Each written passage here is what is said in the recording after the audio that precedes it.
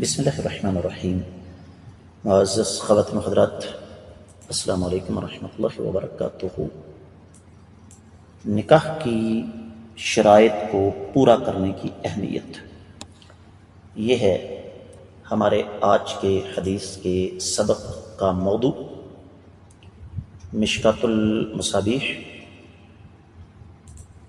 کتاب النکاح، باب ہے نکاح کی شروط، نکاح کا اعلان اور خطبے کا۔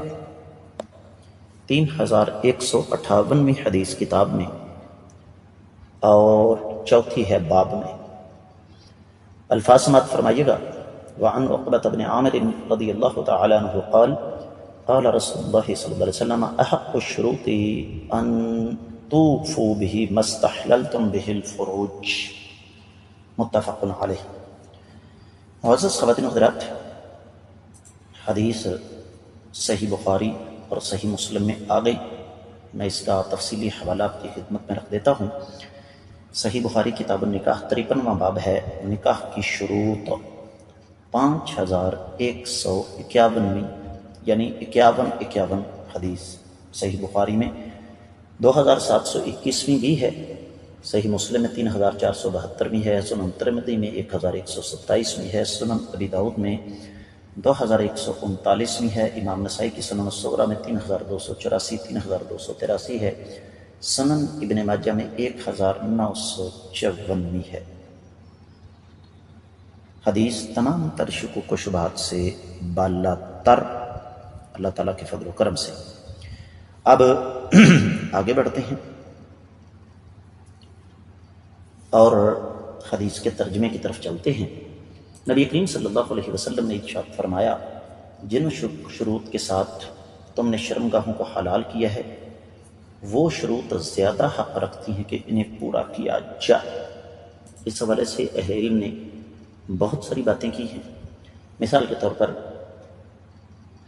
کہ نکاح کے وقت جو شرائط رکھی جائیں ان کو پورا کرنا چاہیے۔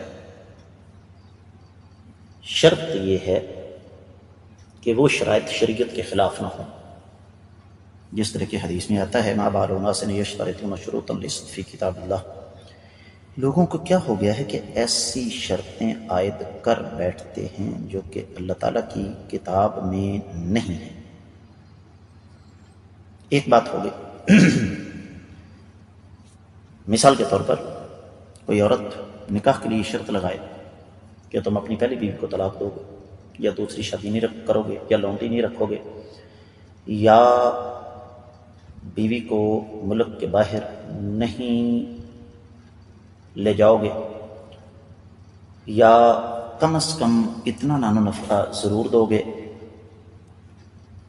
تو ان میں سے کچھ شرائط ایسی ہیں جو شریعت کے خلاف ہیں، ان کو توڑا جا سکتا ہے۔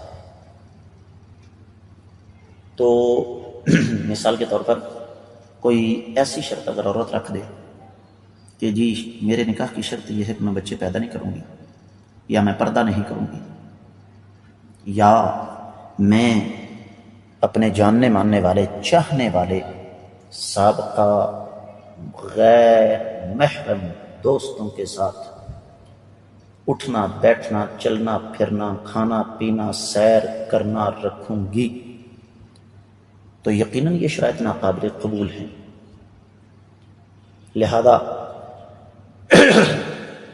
اگر اس قسم کی کوئی شرط جو شریعت کے خلاف ہے، یا ایسی شرط جو کہ مرد کی استطاعت سے باہر ہے، جس طرح کہ ہمیں پتہ چل رہا ہے کہ ایک آدمی بیچارہ اس قابل نہیں ہے کہ بیوی کو حج یا عمرہ کروا سکے، تو نکاح میں یہ شرط لگا دی جائے کہ یہ بندہ عمرہ کروائے گا، چاہے اپنا گردہ بیچ کر کروائے، تو یقیناً ایسا نہیں ہو سکتا۔ میں امید کرتا ہوں کہ یہ حدیث آپ کو اچھی طرح سمجھ آ گئی ہوگی۔ معمول کے مطابق آپ لوگوں سے گزارش کروں گا کہ جہاں تک ہو سکے اس بات کو صدقہ جاریہ سمجھ کر زیادہ سے زیادہ نشر کیجیے۔ اگر آپ نے ابھی تک میرے چینل کو سبسکرائب نہیں کیا ضرور کیجیے، ساتھ لگے گھنٹی کے بٹن کو دبائیے تاکہ تازہ ترین اسباق آپ کو بروقت ملتے رہیں۔ کامنٹ سیکشن میں اپنے قیمتی خیالات کا اظہار ضرور فرمائیے، یہ آپ کی طرف سے دین کے ساتھ محبت کا اظہار ہے۔ آج کے سبق سے اجازت چاہوں گا۔ السلام علیکم ورحمۃ اللہ وبرکاتہ۔